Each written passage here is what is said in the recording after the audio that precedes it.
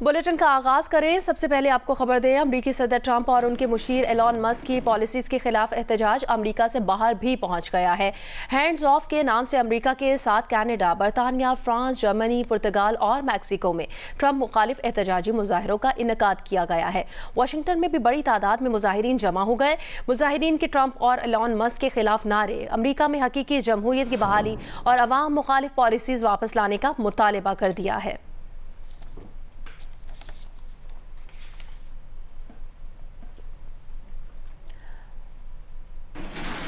अमरीकी वजीर खारजा Marco Rubio ने खबरदार किया है कि अगर ट्रंप इंतजामिया किसी गैर मुल्की शहरी को बेदखल करना चाहती हो तो मुतालिका मुल्क अपने उन शहरियों की बरवक्त वतन वापसी मुमकिन बनाए।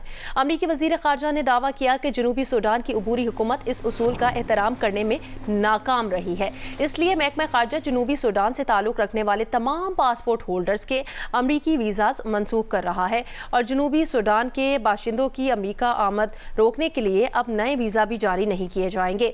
मार्को रूबियो ने कहा कि इमिग्रेशन कवानीन का नफाज यकीनी बनाना अमरीका की कौमी सलामती और अवाम के तहफ़्फ़ुज़ के लिए इंतहाई अहम है। ये वक्त है कि जनूबी सूडान की अबूरी हुकूमत अमरीका से मफाद बटोरना बंद करे। उन्होंने वाज़े किया कि हालिया इक़दामात का जायज़ा उसी वक्त लिया जाएगा जब जनूबी सूडान की हुकूमत अमरीका से मुकम्मल ताउन करेगी।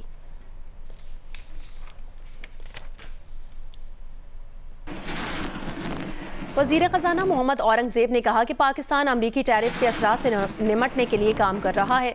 वज़ीर आज़म शहबाज शरीफ ने अमरीकी टैरिफ के मामले का जायज़ा लेने के लिए 2 कमेटियां बना दी हैं।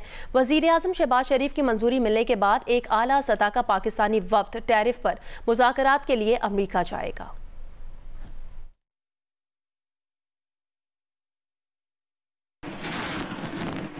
मुआशी इस्तेहकाम जो है वो मुल्क में आ चुका है। We'll get to about $36 billion or thereabouts of annual remittance flows in this country, which would be an all-time high, a record high. Exports are holding firm, about roughly 7% growth on that front as well. And on the back of that, we are quite confident that the FX reserves, by the time we get to end of June, will be a little over $13 billion. जो inflation की बात है, we are now down to 0.7%, which is at a 6 decades low. हमारी responsibility है कि ये जो inflation में कमी आई है इसको हम pass on करें. कायबो is now around 12%. There's room to do more. The top CEOs of this country have said economic growth prospects have gone up to 83%. This is on the back of 49%. That was the number last year. हम FDI की बात करते हैं, लेकिन जब हमारे local CEOs, local sponsors इस मुल्क में invest करना शुरू करेंगे तो इंशाल्लाह foreign direct investment भी आएगी। ईद उल फितर पे जो economic activity बढ़ी है तो उसमें हमने एक रैपिड सर्वे करवाया। The number this year is close to about 870 billion rupees of increase economic spending. That's the total number for this year. सफ़ीर पाकिस्तान रिजवान सईद शेख ने कहा कि अमरीकी असिस्टेंट ट्रेडर रिप्रेजेंटेटिव से मुस्बत मुलाकात हुई है। जियो न्यूज़ के नुमाइंदे राजा जाहिद खानजादा को इंटरव्यू में उन्होंने कहा कि पाकिस्तान चाहता है तिजारती मामलात मुज़ाकरात के जरिए हल हों। अमरीकी सदर और उनका हक है कि वो ये चाहते हैं कि यहाँ पे ज़्यादा से ज़्यादा नौकरियाँ पैदा की जाएँ, यहाँ पे ज़्यादा से ज़्यादा पैदावारी सनत जो है उसको फ़रोग़ दिया जाए। तो उस सिलसिले में इन टैरिफ्स को लागू किया गया है और पाकिस्तान समेत सब ममालिक जो है वो अमेरिका के साथ उम्मीद रखते हैं कि गुफ्त शनीद के ज़रिए इन मामलात का हल निकालेंगे। और हमने ख़ास तौर पे पहले ही दिन कल ही मैंने जो अमरीकी मुआविन तिजारती नुमाइंदे हैं ट्रेड रिप्रेजेंटेटिव, उनसे कल ही मुलाकात की और हमारी पेशरफ्त इस सिलसिले में बड़ी ही मस्बत है। अमरीकी महकमा खारजा के सीनियर एहलकार बराए जनूब और वस्त एशियाई उमूर एरिक मायर अगले हफ्ते पाकिस्तान का दौरा करेंगे। महकमा खारजा के ज़राए के मुताबिक एरिक मायर की क़यादत में अमरीका के मुख्तलिफ इदारों के एहलकारों पर मुश्तमिल वफ़द 8 से 10 अप्रैल तक इस्लामाबाद का दौरा करेगा। ये वफ़द पाकिस्तान मिनरल्स इन्वेस्टमेंट फोरम में शिरकत करेगा। महकमा खारजा के मुताबिक वफ्द का ये दौरा अहम मादनियात के सेक्टर में अमरीकी मफादात को बढ़ाने की गर्ज से किया जा रहा है। एरिक मायर पाकिस्तान में सीनियर एहलकारों से मुलाकातें करेंगे ताकि पाकिस्तान में अमरीकी कारोबारी कंपनीज के लिए मौके बढ़ाए जा सके और दोनों ममालिक के दरमियान मौशी रवाबित गहरे किए जाएं। Bureau of south and central Asian affairs के सीनियर ब्यूरो एहलकार एरिक मायर पाकिस्तान और अमरीका के दरमियान इंसदाद दहशतगर्दी ताउन बढ़ाने से मुतालिक उमूर पर भी बातचीत करेंगे।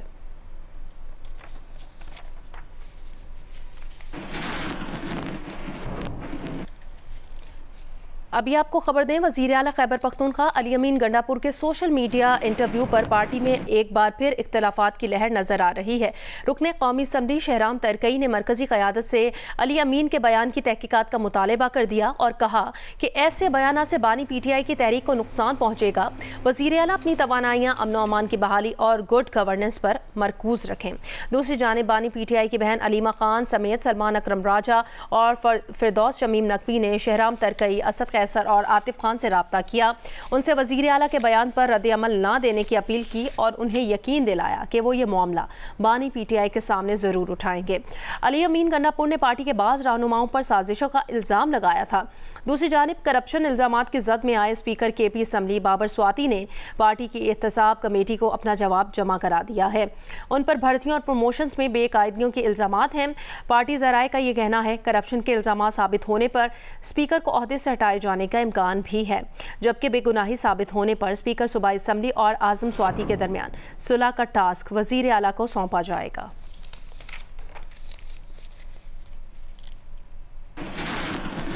PTI रहनुमा आतिफ खान ने कहा कि अगर बानी PTI ने हमारे मुतालिक कोई बयान दिया है तो उसकी तस्दीक होनी चाहिए। बानी PTI की रिहाई की कोशिशों को कमज़ोर नहीं करना चाहिए। उन्होंने ये बात नुमाइंदा जियो न्यूज़ अबू बकर सिद्दीक से गुफ्तगू में कही। अलीमा आपा को कितना अरसा हो गया उनको नहीं मिलने दिया जा रहा। सेक्रेटरी जनरल हैं पार्टी के सलमान अकरम राजा, उनको नहीं मिलने दिया जा रहा। जुनैद अकबर 8 दफ़ा गए हैं, उनको नहीं मिलने दिया जा रहा। तो हम तो इस चीज़ पे अपना प्लानिंग तो हम अपनी कर लेंगे, लेकिन जाहिर बात है उसके लिए फिर हमने फाइनल खान साहब से अप्रूवल लेनी पड़ेगी, उनसे कोई गाइडेंस लेनी पड़ेगी। तो वो जब तक नहीं होगा तो हम उस पर लगे हुए हैं, अपने तौर पे तो सलाह मशवरे कर रहे हैं, लेकिन और करेंगे भी इंशाल्लाह। लेकिन जगह का, वक्त का और कब करना है ये हम खान साहब से सलाह मशवरा करके उसके बाद फाइनल करेंगे। हमारी पहली तरजीह यही है कि इमरान खान साहब पे हम फोकस करें और CM साहब को सूबे की गवर्नेंस देखनी चाहिए, जो लॉ एंड ऑर्डर के हालात हैं उस पर तवज्जो देनी चाहिए। मेरे ख्याल में हमारे आपस के मामलात अगर हों पार्टी के अंदर अगर डिस्कस होते हैं तो ज़्यादा अच्छी बात। ज़िला कुरम में अमन व अमान के मुआहदे के बाद फरीकैन 1000 से ज़ायद बंकर्स मस्मार किए गए हैं, जबकि 6 माह से रास्तों की बंदिश के बायस ज़िंदगी का हर शोबा शदीद मुतासिर है। तफसील बताएंगे अली अफजल अफजाल। ज़िला कुरम में 6 माह से हमदर्द के रास्ते पाक अफगान सरहद और मेन शाहरा बंद है, जिसके बायस पारशनार समेत 100 से ज़ायद देहात के 5 लाख आबादी इलाके में मसूर होकर रह गई है और शहरियों को शदीद किस्म मुश्किलात दरपेश हैं। पारशनार प्रेस क्लब के बाहर शहरी रास्तों की बंदिश के खिलाफ एहतजाजी धरना दे रहे हैं। धरने से अपने खिताब में समाजी रहनुमा मुसरत बंगश और मलिक जरताज का कहना है कि हमदर्द के रास्ते खोलने तक उनका धरना जारी रहेगा। वो मुतालबा कर रहे हैं कि इलाज न मिलने से बच्चों सरबरात जो अम्बाक हो गए हैं उन्हें शहीद पैकेज दिया जाए और रास्तों की बंदिश के खिलाफ इलाके में मसूर लाखों आबादी के लिए इमदादी पैकेज का ऐलान किया जाए। दूसरी जानिब ज़िला इंतज़ामिया का कहना है कि ज़िला भर में अमन माहिदे के बाद कबाइल के 1000 बंकर मस्मार किए जा चुके हैं, जबकि मज़ीद बंकर की मस्मारी का काम जारी है। हाफिजाबाद में गंदम की फसल की कटाई के साथ ही ज़राई आलात की कीमतें भी आसमान से बातें करने लगी हैं, जिसकी वजह से किसानों और ज़मींदारों को शदीद परेशानी का सामना है। तफसील बताएंगे जियो न्यूज़ के नुमाइंदे सैयद मोहम्मद ज़मीर। जी, हाफिजाबाद में चंद रोज़ तक गंदम की कटाई का अमल शुरू होने वाला है, लेकिन इसके साथ ही यहाँ पर ज़रूरी आलात की कीमतें भी आसमान से बातें करने लगी हैं, जिसकी वजह से ज़िला भर के किसान और काश्तकार सख्त परेशान दिखाई दे रहे हैं। चूँकि हाफिजाबाद डिस्ट्रिक्ट में हर साल गंदम की काश्त वसी पैमाने पर की जाती है, जिसकी कटाई के लिए ज़रूरी आलात जिनमें harvester, combine machine, thresher, reaper और चापर वगैरह इस्तेमाल किए जाते हैं, लेकिन इस वक्त इन आलात की कीमतों में होश रबा इजाफा देखने में आ रहा है। किसानों और ज़मींदारों का कहना है कि एक तरफ हुकूमत की जानिब से अभी तक गंदम की कीमत का तयन ना किए जाने से उनमें सख्त इज़्तिराब पाया जा रहा है, तो दूसरी जानिब ज़रूरी अलाज की कीमतों में होशरबा इजाफे ने रही से कसर निकाल दी है। जबकि ज़रूरी अलाज बनाने वाले सनतकारों का कहना है कि लोहे और बिजली की कीमतों में इजाफे की वजह से वो ज़रूरी अलाज की कीमतें बढ़ाने पर मजबूर हैं। लोधरा में कपास की फसल को मौसमियाती तब्दीलियों से महफूज रखने के लिए 88,000 एकड़ रकबे पर कपास की काश्त मुकम्मल कर ली गई है। कपास की काश्त की पैदावार कब तक मार्केट में दस्तयाब होगी, ये बताएंगे नुमाइंदा जियो न्यूज़ रजब अली मिर्ज़ा। देखिए जी, मौसमियाती तब्दीलियों के बायस होने वाली बेवक्ती बारिशों और हीट वेव के बायस मौसमी कपास काश्तकार के लिए गुज़िश्ता 3 सालों से खसारे का बायस बन रही थी, जिस पर पंजाब हुकूमत ने कपास की फसल को मौसमियाती तब्दीलियों से महफूज रखने और उसकी पैदावार और क्वालिटी को बेहतर बनाने के लिए इस साल 15 फरवरी से 15 अप्रैल तक पंजाब भर में कपास की 10 लाख एकड़ अगेती काश्त का हदफ मुकर्रर किया, जिसके तहत लोधरा को कपास की 88,000 एकड़ अगेती काश्त का टारगेट मिला था, जो 31 मार्च तक हासिल कर लिया गया। ज़राई माहिरीन के मुताबिक कपास की अगेती काश्त मौसमी कपास की निस्बत एक तो ज़्यादा पैदावारी सलाहियत रखती है, दूसरा उसमें मौसमियाती तब्दीलियों के ख़िलाफ़ मज़ाहमत भी ज़्यादा होती है, जो मौजूदा माहौलियाती चैलेंज के पेश नज़र एक अहम खसूसियत है। महकमा ज़राअत के मुताबिक काश्त की जाने वाली कपास की अगेती फसल की पैदावार जो है वो 31 जुलाई तक मार्केट में दस्तयाब होगी। कमारिया में दरियाए रावी में सैलाबी पानी को गुजरे 8 माह का अरसा गुजर गया है। इसके बावजूद मौजा बस्सी का मकाम पर नस्ब लोहे का पुल बहाल ना किया जा सका, जिससे 40 देहातों का आपस में ज़मीनी राब्ता मुनक़ता हो गया है। तफसील बताएंगे कमालिया से अमजद सईद। इस वक्त मैं आपको कमालिया दरियाए रावी बूसी काठिया के मकाम से रिपोर्ट कर रहा हूँ। इस वक्त मैं जिस जगह पर मौजूद हूँ, आज से कुछ अर्सा कबल दरियाए रावी में आने वाले सैलाब के बायस यहाँ पर लगने वाला लोहे का आर्जी पुल यहाँ से उठा लिया गया था। ये जो दरियाए रावी पर लोहे का पुल लगाया गया था, रोज़ाना 200 से ज़ायद गाड़ियाँ इस पुल पर से गुजरती थी, जिनमें कारें, ट्रैक्टर, ट्रालियाँ, वैगनें शामिल थी। दूसरी बात यह है कि कमालिया के जो इस तरफ के रहायशी है, इनके रकबे दरिया के दूसरी तरफ है। ये अपनी ज़री मशीनरी को इस पुल लोहे के पुल पर से दूसरी तरफ ले जाते थे और खेती बाड़ी में भी आसानी होती थी। अब महकमे की जानिब से इस पुल को दोबारा कई माह गुजरने के बावजूद नस्ब ना किया गया है, जिससे यहाँ के रहायशियों को मुश्किलात का सामना है और एक अंदाजे के मुताबिक 40 से ज़ायद देहात का आपस में यहाँ से ज़मीनी रास्ता भी मुनक़ता है और इनको ज़री मशीनरी दूसरी तरफ ले जाने के लिए 80 किलोमीटर से ज़ायद का फासला तय करके दूसरी तरफ जाना पड़ता है, जिससे इनको काफ़ी मुश्किलात का सामना है। इन्होंने हुकूमत से मुतालबा किया है कि इस लोहे के पुल को फिलफोर दरियाए रावी के इस मकाम पर यहाँ से हटाया गया था, फौरी तौर पर नस्ब किया जाए ताकि हमारी मुश्किलात में कमी आ सके। शिमाली वजीरिस्तान में बिजली 10वें रोज़ भी बहाल ना हो सकी। गरबस के इलाके में तूफ़ानी हवाओं से बिजली के 3 टावर्स टूट गए थे। बिजली की जल्द बहाली के लिए शहरी सामान की तरसील में टेस्को हुकाम को मदद फराहम कर रहे हैं। तफसील बताएंगे जियो न्यूज़ के नुमाइंदे मलिक हबीब। जी बिल्कुल, मैं उस जगह पर मौजूद हूँ जहाँ 10 दिन पहले शुमाली वज़ीरिस्तान जाने वाली मेन ट्रांसमिशन लाइन की 3 टावर टूट चुके थे। ये बहुत संगलाख इलाका है जहाँ शुमाली वज़ीरिस्तान जाने वाली लाइन मुतासर है। यहाँ पर मौजूद काम करने वाले रजाकार और टेस्को हुकाम से बात करते हैं। जो ब्रेसर्स है वगैरह है वो काट करके चोरी करवा दिए थे, इसी वजह से ये टावर गिर गए थे। ये बूढ़े लोग हैं और नौजवान हैं, ये काम करते हैं, बहुत मुश्किल रास्ते हैं। वज़ीरिस्तान के लोगों की कलेक्टिव रिस्पॉन्सिबिलिटी है कि यहाँ पर आएँ और टेस्को काम के साथ रज़ाकाराना तौर पर काम करें। 1 करोड़ 60 लाख रुपए इसे मुरम्मत के लिए पैसे हुकूमत ने दे दिया, हमारे ठेकेदार ने इसे पैसे हड़प किया। हम कोशिश करते हैं इस उम्र तक बिजली बहाल करें, तो सिर्फ सर जी ये है हमारे पास सिर्फ सिक्योरिटी का मसला सर जी। बिजली मुनक़ता होने की वजह से शुमाली वज़ीरिस्तान के शहरियों को काफ़ी मुश्किलात का सामना है। घरों और मसाजिद में पानी ख़त्म हो गया है।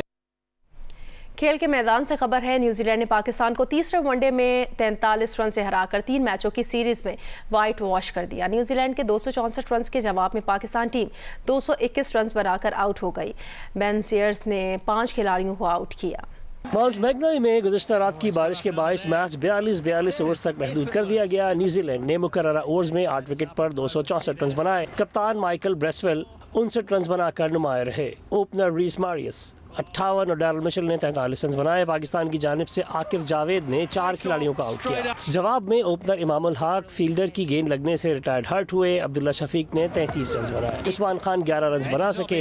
बाबर आजम 50 रन बनाकर नुमाया रहे, जिसके बाद कोई बैटर क्रीज पर न टिक सका। सलमान आगा 11, रिजवान 37, फहीम 3, नसीम शाह 17 और वसीम जूनियर बगैर कोई रन बनाए आउट हुए। तैयब ताहिर ने 33 रन बनाए। पाकिस्तान की टीम 221 रन बनाकर आउट हो गई। न्यूजीलैंड की जानिब से बेन सीयर्स ने 5 खिलाड़ियों को आउट किया। न्यूजीलैंड ने 43 रन की फतह के साथ सीरीज के तीनों वनडे जीतकर पाकिस्तान को व्हाइट वॉश कर दिया। पाकिस्तान की वनडे टीम के कप्तान मोहम्मद रिजवान का कहना है कि जहां उनकी गलती होती है वो उसे तस्लीम करते हैं। चैंपियंस ट्रॉफी और दीगर सीरीज में हमारी टीम 40 ओवर तक हरीफ को पकड़ रही थी। हमारी ये कोशिश पूरे 50 ओवर तक की होनी चाहिए। उन्होंने इन ख्यालात का इजहार तीसरे एक रोज़ा मैच के बाद प्रेस कॉन्फ्रेंस में किया। अगर आप देखिए जहाँ पे 50 ओवर जाते हैं, हम 40 ओवर तक हर टीम को पकड़ रहे हैं। अगर आप चैंपियन ट्रॉफी ट्राइसिस उठा के देख ले, 40 ओवर तक हमने दूसरी टीम अपोनेंट को पकड़ा हुआ है, जहाँ पे भी जैसे भी कंडीशन थी जो भी था। उसके बाद हमसे उस टाइम पे जो टाइम है वहाँ से निकल जा रहा है, मगर बहरहाल इस पर सारी चीज़ों को फिक्स किया हुआ है, नोट किया हुआ है, और इस पर इंशाल्लाह उम्मीद है कि जाके जो हमारी जो पिच स्टाफ है या मैनेजमेंट है सारी उस पर काम करेंगे और पाकिस्तान टीम को उस वापस उस शेप में लेके आएंगे कि जहाँ से हमें 50 ओवर में सारी जो हमारी एफर्ट 30-35 ओवर तक होती है वो 50 ओवर तक हो। क्रिटिसाइज या तनकीद करना बिल्कुल हक है, आप कर सकते हैं, क्योंकि अगर रिजल्ट नहीं आता तो आप ऐसे ही कह सकते हैं, मगर बहरहाल हम भी हम में से हर एक बंदा किसी के लिए जवाबदेह है। मगर आपको कहीं पे लगे कि यार कप्तान की यहाँ पे चीजें गलत थी, इसने मिस्टेक की, जो मैं मानता भी हूँ हमेशा, प्लेयर से पूछे, मैनेजमेंट से पूछे, किसी भी टीम से पूछे कि न्यूजीलैंड में सुबह 11 बजे मैच हो और उस टॉस हमने जीता है और पिच गीली है और ग्रीन पिच है और सबको लग रहा है कि इसके बाद विंटर है, जहाँ यहाँ पे इनका सीजन भी खत्म हो गया, तो हमें यहाँ पे क्या करना चाहिए? जो कंडीशन जो चीजें डिमांड थी तो सबके सामने था कि ये कंडीशन या इन रोज़ों की नीति जाम से रंज हुए। मसला हमारे साथ ये आया, अगर आप हमारी नया बॉल को देख ले कि हमने नया बॉल को सरवाइव किया है, जैसे मेरे प्रेजेंटेशन में कहा है कि हमने सिर्फ किसी तरीके से 10 ओवर निकालने की कोशिश की है, और आपको लगा होगा कि सेकंड इनिंग्स में उनकी नया बॉल से क्या हो रहा था कि विकेटें ले रहे थे, तो जहाँ हमें बेनिफिट मिला रहा टॉस का हमने नहीं लिया, तो इसमें से टॉस से कोई मेरे ख्याल से कोई बात नहीं है इस चीज़ की। तो मेरे ख्याल सेलेक्शन कमेटी को पता है, मैनेजमेंट को भी पता है, सबको पता है, आपको भी पता है, यहाँ पे जितने भी मीडिया वाले बैठे हैं सबको पता है कि फैक्टर्स क्या है। पाकिस्तान क्रिकेट टीम की मैनेजमेंट ने गैर मुल्की शायकीन की जानिब से खुशदिल शाह से बदज़बानी की पुरजोर मजम्मत की है। शायकीन ने नाज़ेबा अल्फाज अदा किए थे और खुशदिल से मारपीट की कोशिश भी की थी। अफगान शायकीन की जानिब से पाकिस्तान को बुरा भला कहने पर पाकिस्तानी बैटर खुशदिल शाह भड़क उठे। तमाशाई की जानिब से बदज़बानी की गई, जिस पर खुशदिल शाह बाउंड्री से तमाशाई की जानिब बढ़े। इससे कबल के मामला हाथापाई तक जाता इंतजामिया ने अफगान शायकीन को ग्राउंड से निकाल दिया। पाकिस्तान क्रिकेट टीम इंतजामिया ने गैर मुल्की शायकीन की जानिब से कौमी प्लेयर्स से बदज़बानी की मजम्मत की और कहा कि अफगान शहरी ने ग्राउंड में मौजूद क्रिकेटर्स को नाजेबा अल्फाज अदा किए। पाकिस्तान मुखालिफ आवाजें कसने पर क्रिकेटर खुशदिल शाह ने गैर मुल्की शायकीन को मना किया। पीसीबी ने गैर मुल्की बाशिंदे की जानिब से की गई हरकत को संजीदा मामला करार दिया है। अंडर 23 वर्ल्ड स्क्वॉश चैंपियनशिप के मुकाबले आज से कराची में शुरू होंगे। 22 ममालिक के 54 मर्द और खवातीन खिलाड़ी एक्शन में होंगे। जियो सुपर से मैचेस बराह रास्त नशर किए जाएंगे। इवेंट की इफ्तिताही तकरीब आज होगी। अंडर 23 वर्ल्ड स्क्वॉश चैंपियनशिप की इफ्तिताही तकरीब DHA क्रिकेट क्लब में हुई। पाकिस्तान स्क्वॉश फेडरेशन के सीनियर नायब सदर एयर मार्शल काजिम हमाद ने चैंपियनशिप के आगाज का ऐलान किया। I officially declare the first ever Under 23 World Championship 2025 at Karachi open. Thank you. इस मौके पर वर्ल्ड स्क्वॉश फेडरेशन के CEO विलियम लुइस मैरी ने अपनी तकरीर में कहा कि पाकिस्तान ने स्क्वॉश में राज किया है, लेकिन कई साल से यहां आलमी सतह का इवेंट नहीं हुआ। And you are fortunate to have officials with such a passion for squash, such a passion to bring Pakistan on the top of the landscape, on the map of squash. So thank you very much, Pakistan Squash Federation, for your efforts. इस मौके पर squash legend Jahangir Khan, कमर जमान, गोगी अलाउद्दीन समेत दीगर शख्सियात भी मौजूद थी। Under 23 world squash championship के मुकाबले आज से शुरू होंगे। $60,000 की इनामी रकम पर मुश्तमिल चैंपियनशिप में 22 ममालिक के 54 खिलाड़ी शिरकत कर रहे हैं। इफ्तिताई तकरीब के अख्ताम पर खिलाड़ियों को सिवीनियर पेश किए गए। कराची में करंगी में इस्तेमाल शुदा अशिया के गोदाम में आग लग गई, जिस पर 3 फायर टेंडर्स और 1 वाटर बाउजर की मदद से काबू पा लिया गया। जबकि तारिक रोड पर रेस्टोरेंट में आग लग गई, जिस पर 2 फायर टेंडर्स की मदद से काबू पा लिया गया है। फायर ब्रिगेड के मुताबिक करंगी 1.5 नंबर अलनूर सोसाइटी में इस्तेमाल शुदा अशिया के गोदाम में आग लग गई। गोदाम में इस्तेमाल शुदा कपड़े, प्लास्टिक, गत्ते और दीगर सामान मौजूद था। गोदाम में सामान ज्यादा होने की वजह से आग बुझाने में मुश्किलात का सामना हुआ। 3 फायर टेंडर्स और 1 वाटर बाउजर की मदद से 1 घंटे से जायद वक्त में आग पर काबू पाया गया। आग लगने से कोई जानी नुकसान नहीं हुआ। फायर ब्रिगेड के मुताबिक तारिक रोड पर रेस्टोरेंट के किचन में खाना बनाने के दौरान आग लग गई। फायर ब्रिगेड की 2 गाड़ियों की मदद से आग पर काबू पा लिया गया। आग लगने से कोई जानी नुकसान नहीं हुआ।